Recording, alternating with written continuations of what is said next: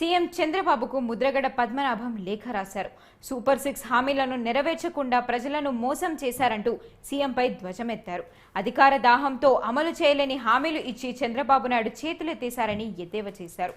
మోసాల ముఖ్యమంత్రి, అబద్దాల చక్రవర్తి అంటూ చంద్రబాబుపై తీవ్ర విమర్శలు చేశారు. స్టీల్ ప్లాంట్ ప్రైవేటీకరణ కాకుండా చూడండని, ప్రత్యేక హోదాపై దృష్టి పెట్టండి అంటూ హితవు పలికారు. అలాగే అమాయకులపై కేసులు పెట్టి జైల్లో పెట్టడం మంచిది కాదంటూ ఆ లేఖలో పేర్కొన్నారు.